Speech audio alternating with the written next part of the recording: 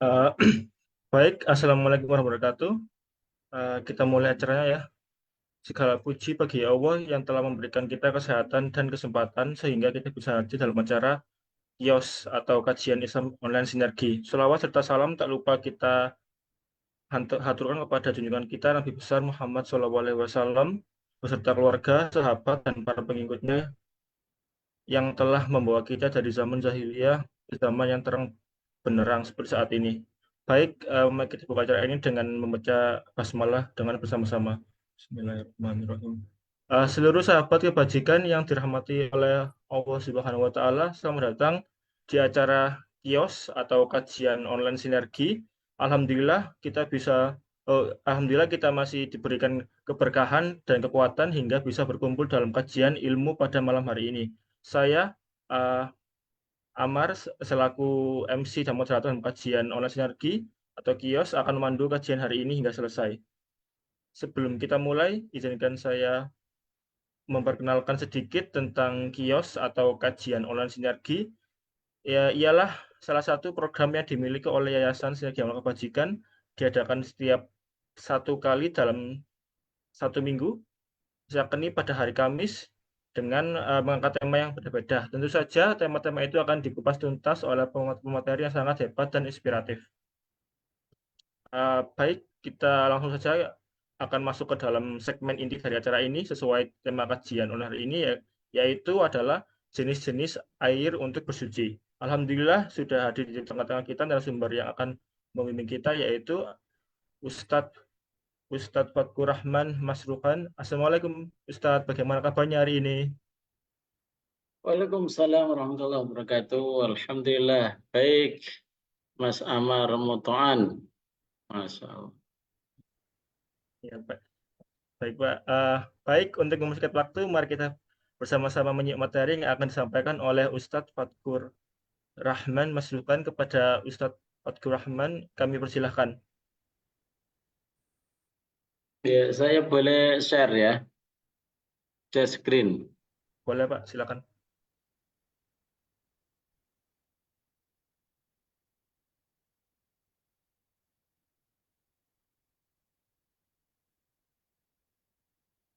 Ini materinya sampai jam berapa?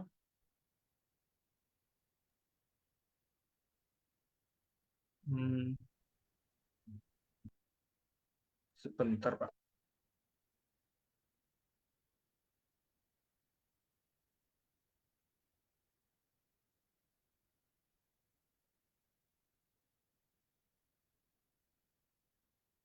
Bismillahirrahmanirrahim. Alhamdulillah Rabbil Alamin. Hamdan na'imin, hamdan syakirin. Hamdan yuafi na'amahu wa yukafi mazidah. Ya Rabbana lakal hamdu. Kama yanbaghi li jalali wajhika wa adim sultanik. اللهم صل وسلم وبارك على سيدنا محمد وعلى آله وصحبه ومن تبعهم بإحسان إلى يوم الدين. قال الله تعالى في القرآن العظيم: أعوذ بالله من الشيطان الرجيم. يا أيها الذين آمنوا اتقوا الله حق تقاته ولا تموتن إلا وأنتم مسلمون.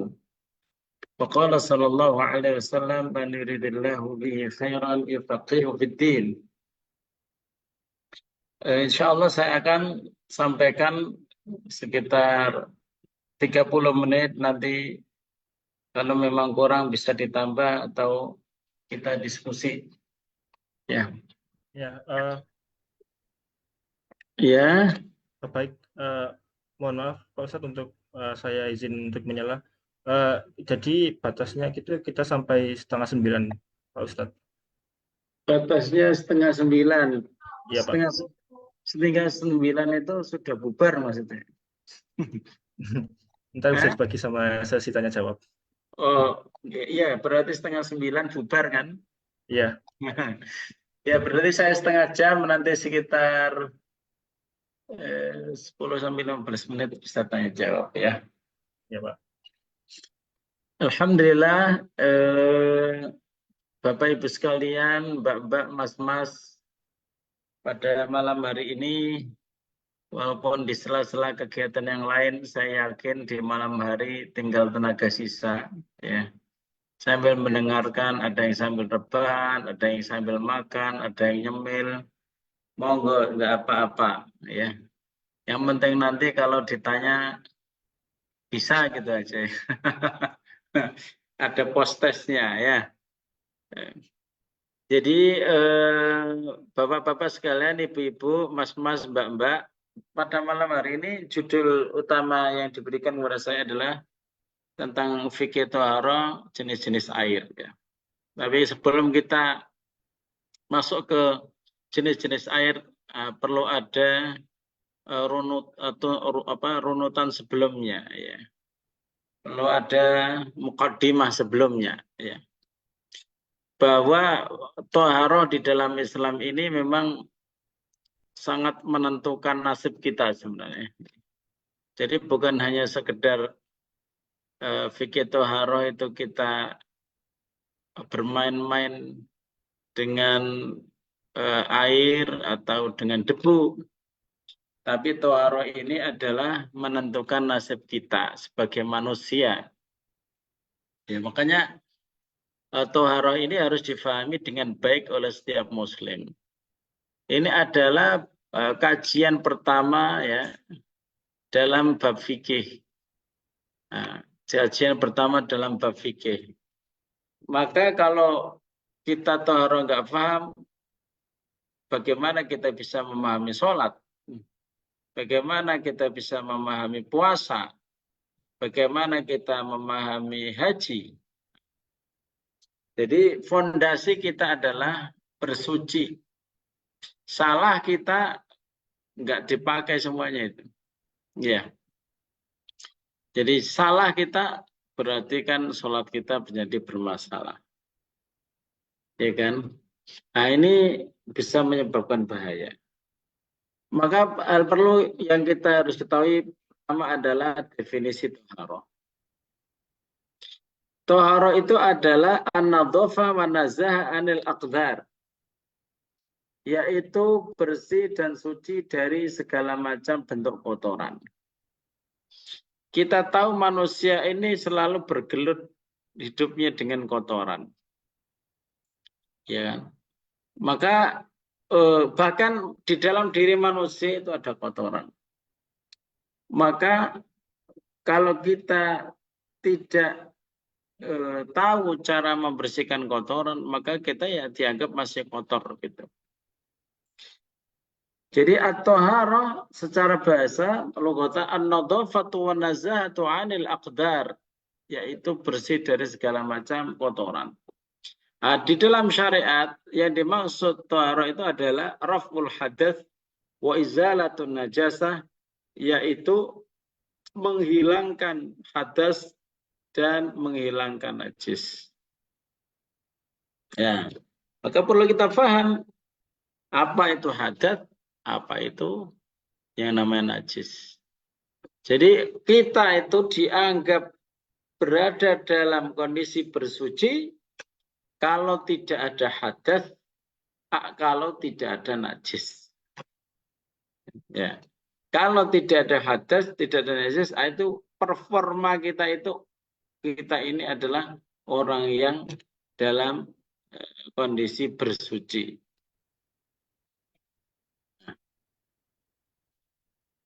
Toharo itu ada dua, ya. Toharo maknawiyah, dan ini bukan pembahasan kita kali ini. Toharo maknawiyah adalah sucinya batin dari kesyirikan, dari hati, dari penyakit-penyakit hati. Ini bukan pembahasan kita, ini di ilmu yang lain. Sedangkan kita ya sekarang ini adalah toharoh hissiyah. Yang kita bicarakan dalam bab fikih ini adalah toharoh hissiyah, yaitu bersihnya badan kita. Ya. Kalau tadi bersihnya hati, itu nanti pembahasannya di ilmu tazkiyatun nufus, ilmu akidah, ilmu akhlak. Kalau sekarang yang kita bahas adalah bagaimana performa kita, fisik kita, itu memang kondisinya bersih, ya. Baik bersih dari hadas atau bersih dari najis. Begitu. Yang dimaksud hadas itu adalah yang dimaksud hadas. Sekarang kan supaya kita dianggap bersih dari hadas itu bagaimana? Apa itu hadas? Hadas itu adalah kalau kita bisa rumuskan itu ada dua, hadas kecil dan hadas besar. Hadas kecil adalah kondisi yang mengharuskan kita berwudu. Ya. Karena buang hajat, buang angin. Jadi kalau kita mau terbebas dari hadas kecil, kondisi kita adalah terjaga wudhunya. Kita seakan-akan bersih dari segala sesuatu, tapi kita belum untuk habis buang angin, maka kita dianggap berhadas. Ada juga yang berhadas besar, kondisi yang mengharuskan mandi, junub, haid, nifas. Yeah. Walaupun kita mandi tapi nggak ada niat, kita masih dianggap berhadas. Seorang Muslim, ya, niat itu sangat penting. Ya.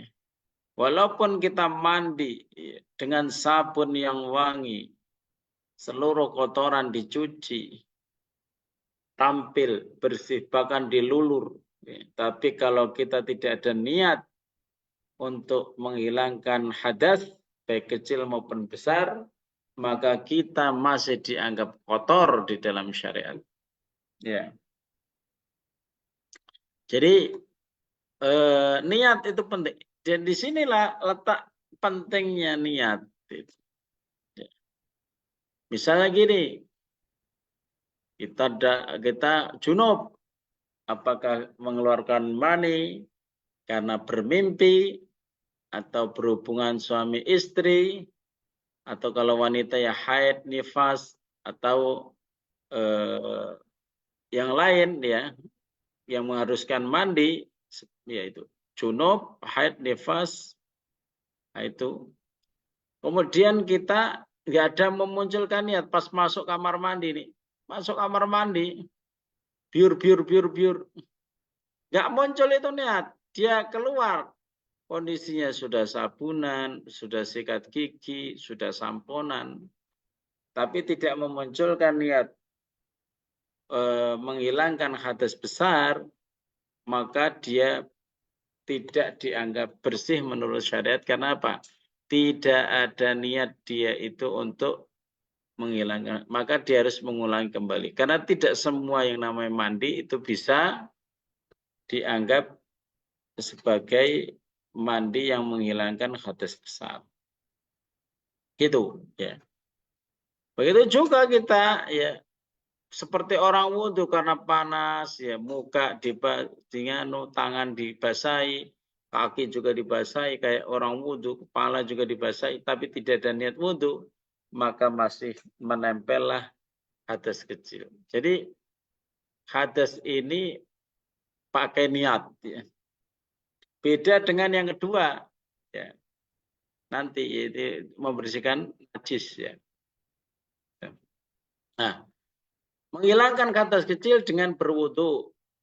Ya, sebagaimana dalam riwayat Bukhari Muslim, ya, la yaqbalullahu salat ahadikum idza ahdatha hatta yatawaddo. Pakai niat. Enggak boleh tidak pakai niat. Kemudian juga dalam hadis ini, idza ahdatsa ahadukum fi sholati falyakhud bi anfi thumma liyansarif. Kalau salah seorang dari kalian berhadas, maka hendaknya dia memegang hidungnya, maksudnya memberitahu bahwa dia batal, thumma liyansarif, baru kemudian dia keluar. Khususnya imam, ya. Imam itu kalau lagi batal ya cara untuk memberitahu kepada makmum di belakangnya bahwa dia batal dengan memegang hidungnya. Jangan sampai imam ya sudah berjalan sholat tiba-tiba hilang.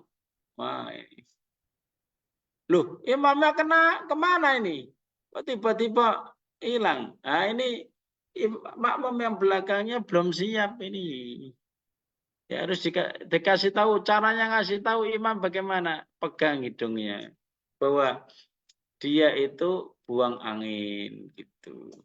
Ya, dia ingin keluar menyelesaikan, mungkin dia mules dan lain sebagainya.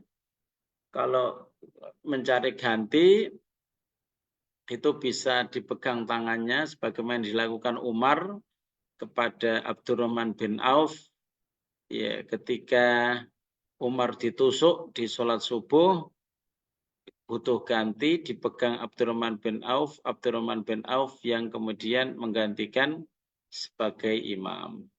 Itu caranya ya caranya. Nah, hadis ini memberi tahu kita bahwa nggak perlu imam itu bingung. Wah ini gimana nih caranya ini? Saya lari aja nggak usah ngasih tahu bagaimana ini. Kasih tahu aja pegang gitu. Kalau memang dia tahu di belakangnya ada makmum yang bisa menggantikan ya ditarik saja. Sebagaimana Umar menarik Abdurrahman bin Auf. Nah, sedangkan menghilangkan hadas besar dengan mandi. Wa in kuntum junuban fattaharu. Jika kamu junub maka mandilah atau bersucilah. Nah, sedangkan untuk pembahasan masalah najis, nah itu karena banyak sebutkan dulu di sini ya. Nanti temannya mungkin di lain waktu tentang najis. Najis itu walaupun sengaja tidak sengaja nggak pakai niat nggak masalah, ya kan? Ya, jadi kalau ada najis misalnya nih menempel di badan kita, lalu tiba-tiba hujan, nggak ada niat kita membersihkan najis itu ya. Jadi kita mau sebenarnya pulang nih ganti baju nih kena najis nih baju saya, tiba-tiba turun hujan tuh beras dan dia kehujanan. Dia tak ada niat tuh, nggak ada niat untuk menghilangkan najis ya nggak apa-apa. Karena najis itu nggak perlu niat. Ya. Hilangnya itu nggak perlu niat. Yang perlu niat hilangnya apa namanya hilangnya itu hadas. Wudhu perlu niat, mandi perlu niat, begitu. Kalau hadas selagi hilang ya udah, berarti dia terbebas dari najis. Jadi itu ketentuan tentang toharoh. Toharoh itu adalah hilangnya hadas dan hilangnya najis dari seorang mukmin. Nah, baru kemudian dia menjadi seorang yang dalam bersuci. Makanya kalau dalam kondisi bersuci ya itu paling jauh itu namanya setan. Makanya kalau lagi mau tidur bersucilah. Gitu. Bersucilah kalau mau tidur biar setan tidak membuat masalah dengan memberi gangguan pada mimpinya. Nah, sekarang kita masuk tentang masalah air ya, yang dipakai untuk bersuci ya.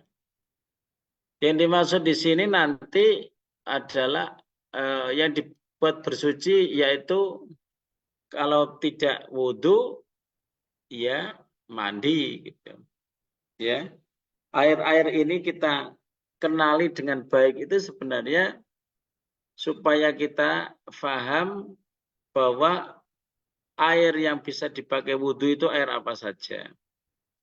Air yang bisa dipakai untuk mandi itu apa saja. Adapun najis, ya. Adapun najis, tidak usah pakai air pun boleh hilangnya. Bahkan air, jenis airnya itu air yang tidak sebagaimana yang kita bahas ini. Jadi air yang kita bahas sekarang ini adalah air yang dipakai untuk bersuci, menghilangkan hadas, yaitu untuk mandi dan untuk wudhu. Adapun najis itu bisa dihilangkan dengan apapun, asal najisnya pergi. Ya, itu nanti ada babnya namanya istinja, istismar. Pakai batu misalnya ada kotoran di sini terus pakai batu dihilangin terus kotorannya pergi ya udah itu cukup. Atau pakai tanah kayak mau pakai rumput nggak usah pakai air malah lebih baik gitu. Itu nanti babnya adalah membersihkan najis dari tubuh, tidak harus pakai air, bisa pakai media yang lain. Kecuali kalau air nggak ada, nanti digantikan debu yang disebut dengan tayamum. Gitu. Jadi air kita bahas ini karena adanya air. Ya. Sesuai dengan apa namanya yang ada di tampilan ini, bahwa air itu dibagi menjadi dua, yaitu air tohur dan air najis. Ya. Air tohur dan air najis. Yang pertama yaitu air mutlak. Nah, ini jenis-jenisnya ya, air mutlak.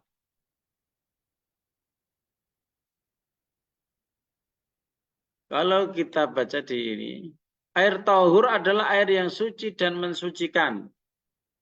Karena nanti ada air yang tidak mensucikan. Ya. Jadi air yang suci mensucikan itu adalah air yang terjaga, tidak berubah warna, rasa, dan bau. Walaupun tercampur dengan yang lain. Ya. Nah, air mutlak yang pertama. Air mutlak adalah air yang turun dari langit. Air yang muncul di pagi hari yaitu embun. Salju. Itu air yang kiriman Allah. Gitu. Asli. Itu namanya air mutlak.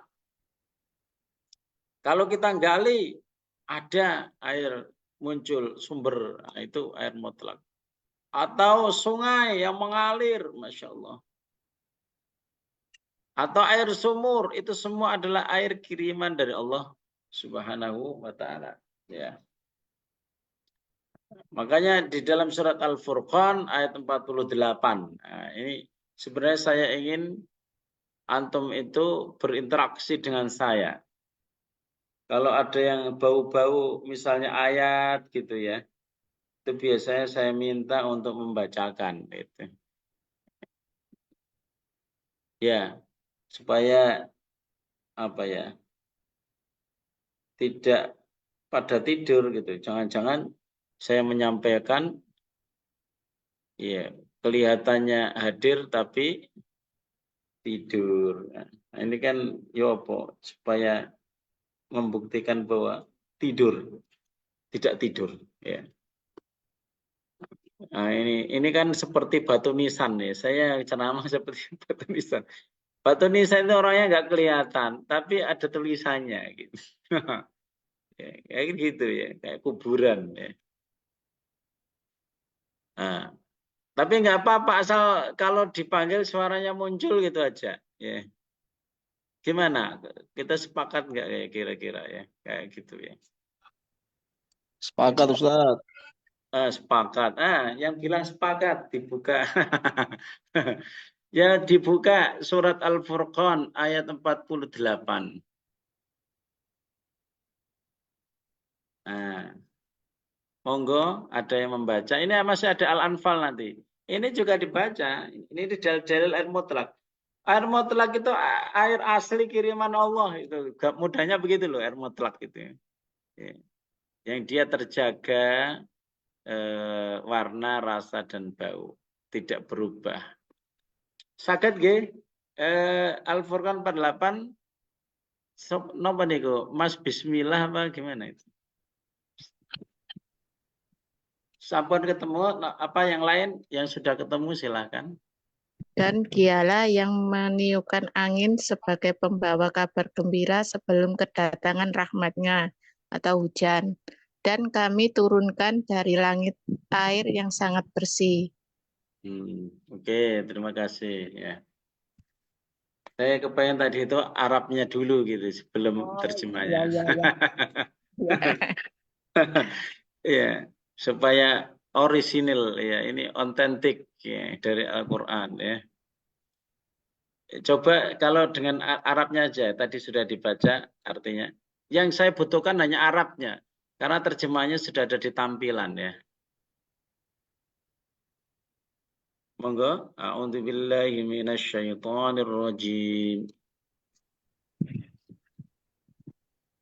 A'udzu billahi minasyaitonir rajim.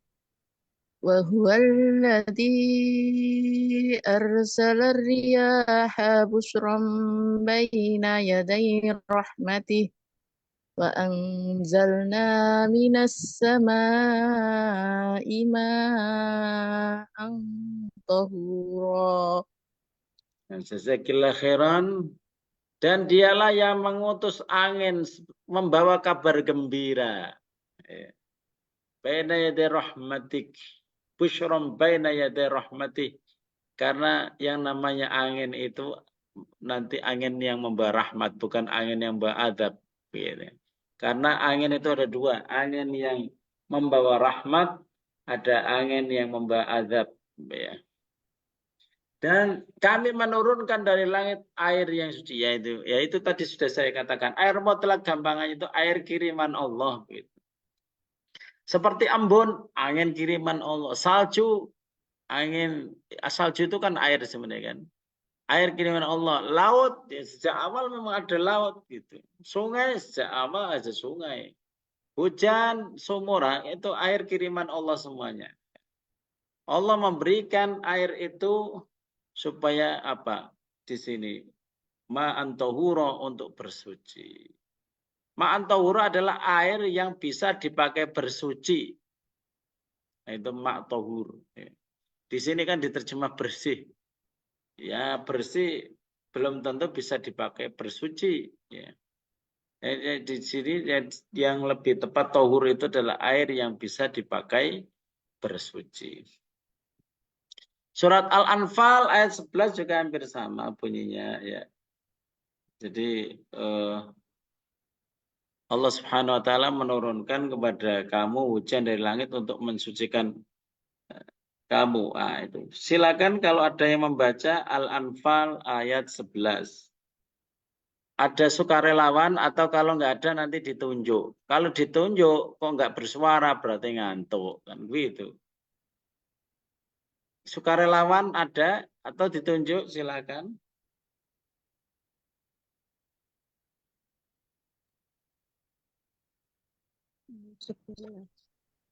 Ya, Al-Anfal ayat 11.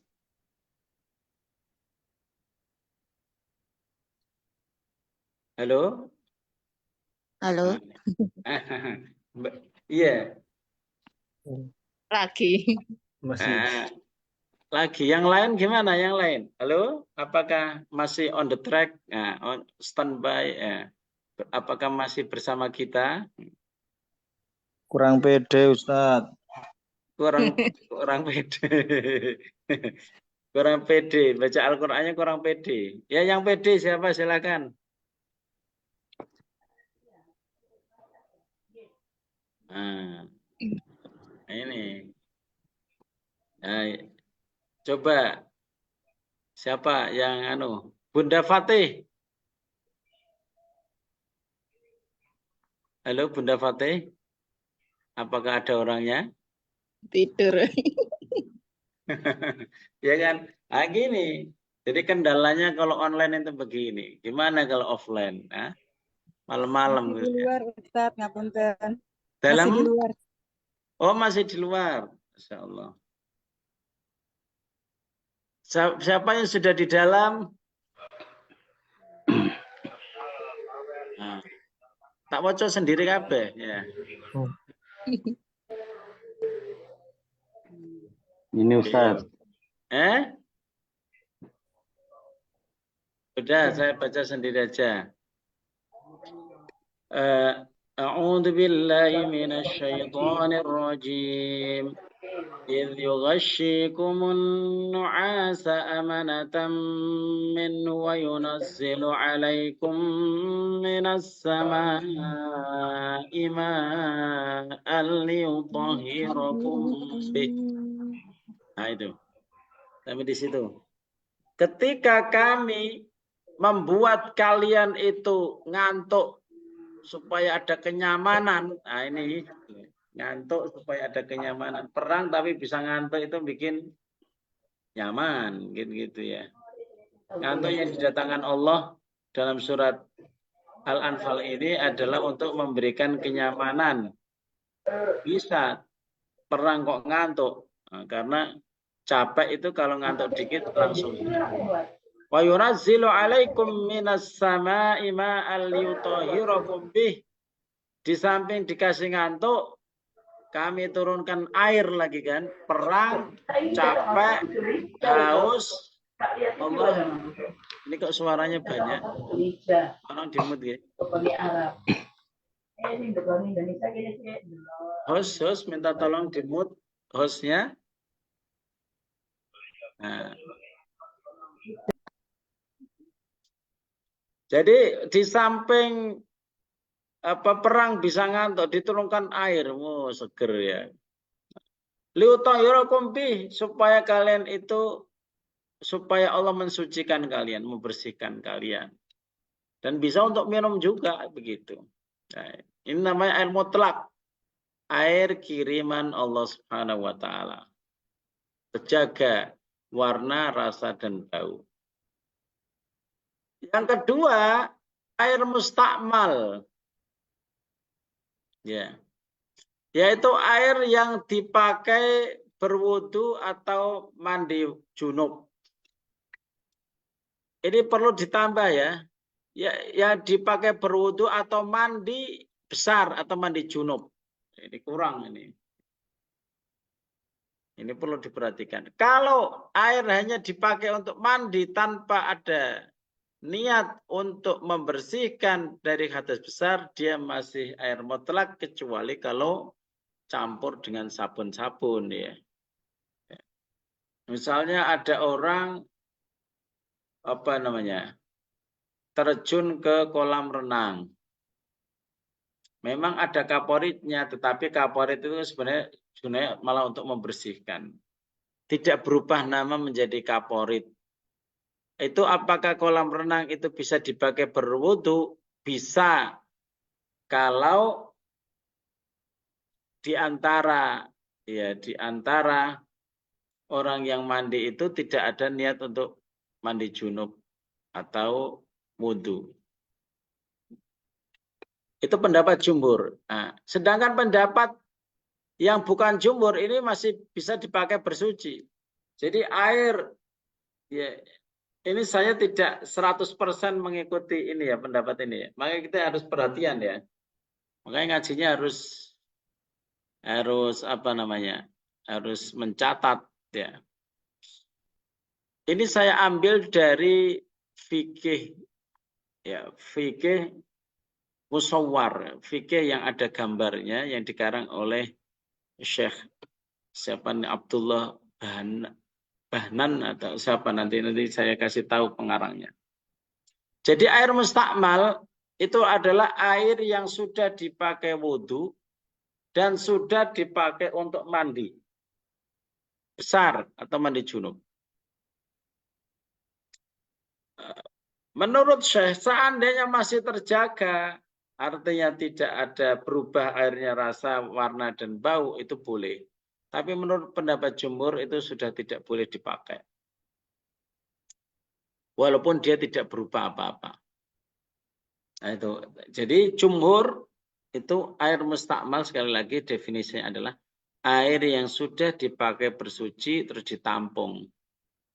Baik untuk wudhu atau untuk mandi besar. Itu namanya air mustakmal. Air yang dipakai mandi tapi bukan dalam rangka menghilangkan hadas, itu bukan disebut air mustakmal. Ya.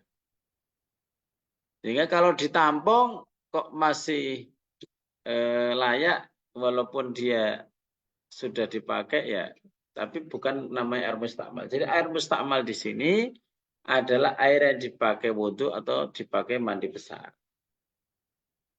Nah, adapun cipratan-cipratan ketika kita mandi junub yang sifatnya sedikit, biasanya pakai bak kita mandi, ada nyiprat yang kadarnya itu sangat kecil sekali, maka itu tidak disebut air mustakmal yang di dalam bak.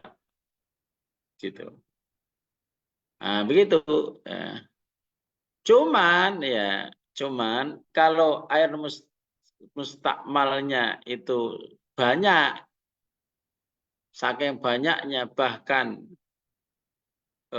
dia itu melebihi 2 kulah, dia melebihi 2 kula, maka di dalam mazhab Syafi'i itu masih boleh. Makanya kadang disediakan air itu banyak itu di pondok itu ya.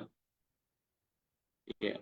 Dan orang itu kadang nyuci tangannya itu di dalam gitu. Loh, itu kan mustamal. Iya, tapi karena jumlahnya melebihi 2 kula di dalam mazhab Syafi'i, maka tidak menjadi masalah. Tapi secara umum kalau air mustakmalnya sedikit, pendapat mayoritas ulama jangan dipakai lagi. Kecuali kalau banyak, misalnya ya sebagaimana di pondok-pondok salaf dulu ya. Itu wudhunya tidak pakai keran tapi pakai ciduk, bahkan kadang tangannya itu digosok di dalam begitu. Itu namanya air mustakmal. Ya, itu perlu diperhatikan ya. Ya, jadi air mustakmal definisinya air yang sudah dipakai wudhu atau mandi besar. Kemudian kalau jumlahnya sedikit, pendapat jumhur jangan dipakai lagi.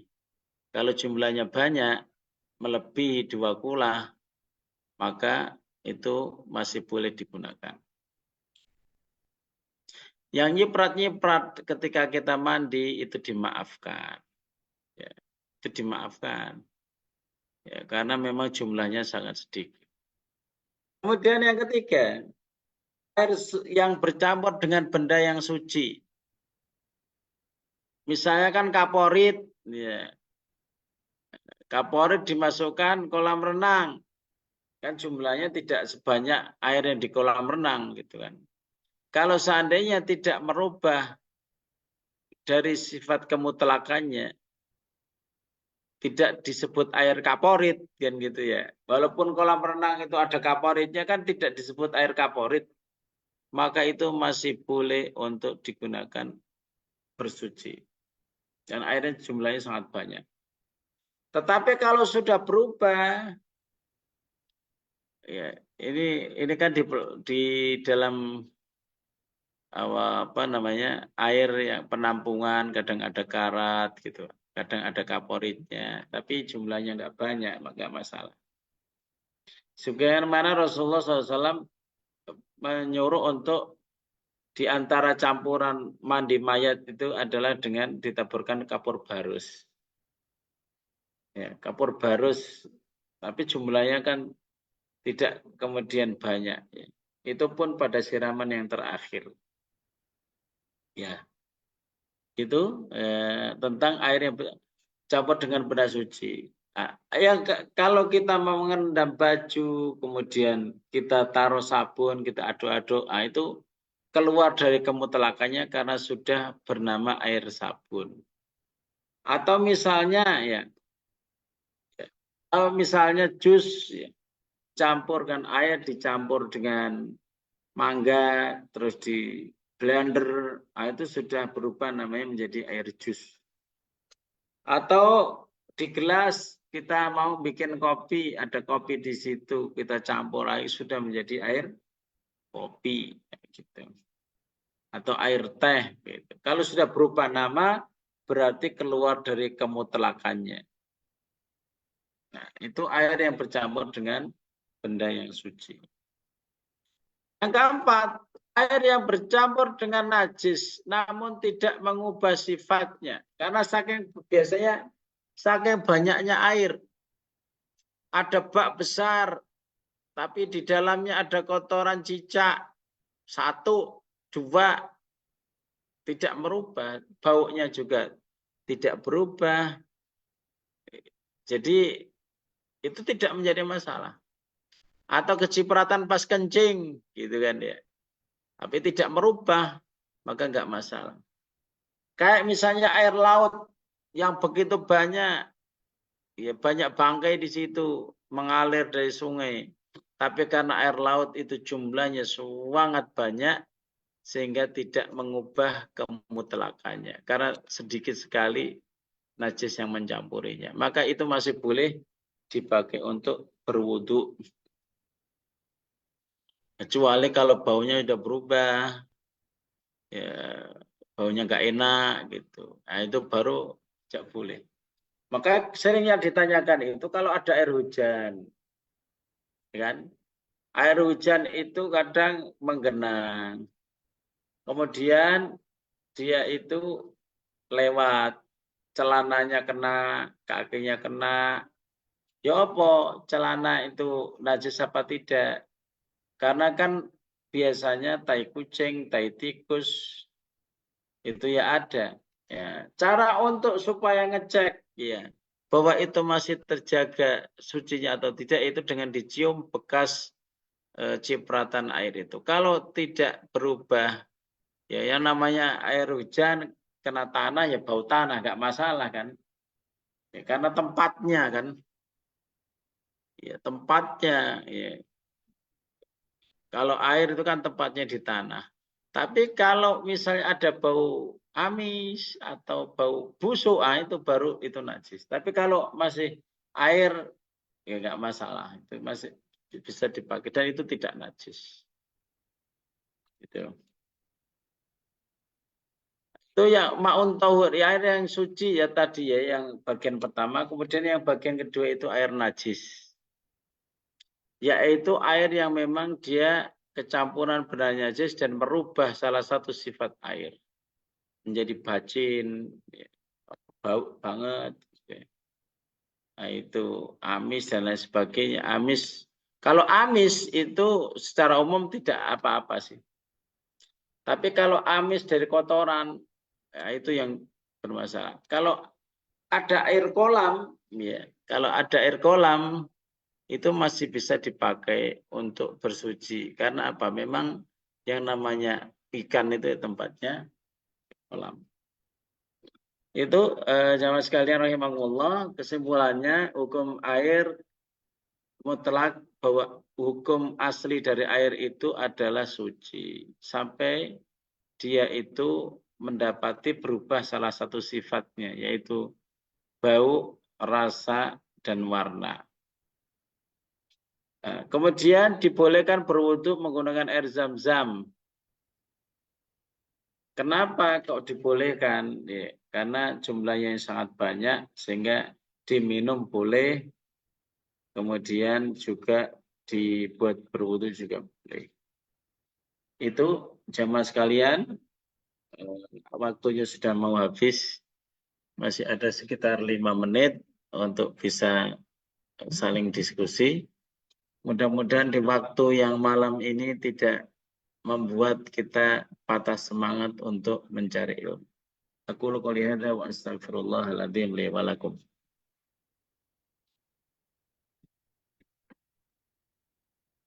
Terima kasih Pak Ustadz atas materi yang sudah diberikan. Materi sangat luar biasa telah disampaikan. Untuk mempersingkat waktu, akan kami buka sesi tanya jawab. Bagi yang ingin bertanya bisa melalui raise hand atau angkat tangan atau menulis kolom chat di komentar. Tadi saya lihat ada yang bertanya dari Bismillah. Pertanyaannya seperti ini Pak Ustadz. Tanya Ustadz, niat ini disampaikan secara keras atau liring, nggih? Dan satu Coca-Cola itu ukurannya berapa, nggih? Silakan Pak Ya, Ustadz. ya. Yang pertama niat ya. Niat itu aslinya di dalam hati. Jadi kalau kita tidak melafalkan niat, sepakat seluruh para ulama bahwa sudah sah. Ya. Yang perlu memunculkan niat itu tadi adalah menghilangkan hadas. Baik dengan berwudu atau menghilangkan hadasnya, hadas besar, yaitu dengan mandi. Ya. Itu jadi seandainya diucapkan bagaimana? Ya. Nawaitul wudu'a li raf'il hadasil asghari fardhul lillahi ta'ala. Para ulama mengatakan tidak apa-apa kalau fungsinya untuk membantu. Membantu dan sifatnya memang melafalkan itu membantu. Kalau memang tidak perlu bantuan ya tidak usah diucapkan gitu. Ya. Jadi kalau memang sudah mantap tidak diucapkan, ya. Jadi fungsi daripada melafalkan niat itu adalah untuk membantu hati. Lisan hanya untuk membantu hati. Kalau dibutuhkan, ya dilakukan. Kalau nggak dibutuhkan, ya nggak masalah. Itu.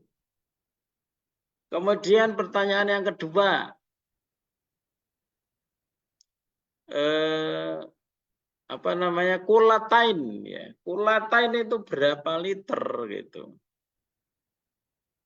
Ini juga berbeda pendapat para ulama ya, bahwa kadar ya, kalau kulatain itu berapa? Apakah 2 kula itu yang maksudnya kula besar-besar gitu kan? Nah, ada para ulama ya, dalam salah satu bukunya menyebutkan bahwa 2 kula itu adalah 160 liter, 160 setengah liter kurang lebih. Ya 200 liter lah amannya. Coba berapa galon itu? Kalau galon itu kan berapa? 19 ya? Ya, segituan Pak Ustadz. Ya, 19 liter ya. 160 setengah. 20, Itu nanti 10 liter. 10 galon. 10 galon. 10 galon ya. Ya, 10 galon itu. Coba dicek aja bikin kula 10 galon pas gitu. Nah itu 2 kula. Taruh di bejana atau di ember gitu. Ya. Ya kurang lebih karena memang nggak ada yang maksudnya betul-betul pas. Kayak misalnya itu loh. Kan diwajibkan zakat fitrah 1 sok. Nah, sok itu berapa gitu. Katanya sok itu kan ukuran tangan. Ukuran tangan satu orang dengan yang lain berbeda. Dulu 2,5 boleh, sekarang jadi 3 kan gitu ya. Kayak gitu loh. Nah, amannya itu ya ditambah. Ya itu tadi 10 galon. Kalau 10 galon ditaruh ember itu seberapa? Itu ya ukuran dari ini 160 setengah ya. Kemudian lihat ini disampaikan secara keras atau lirih harusnya ya, karena itu kaitannya ibadah pribadi ya, tidak harus dikeras ya, tidak ada kebutuhan lain orang lain untuk mendengar gitu ya.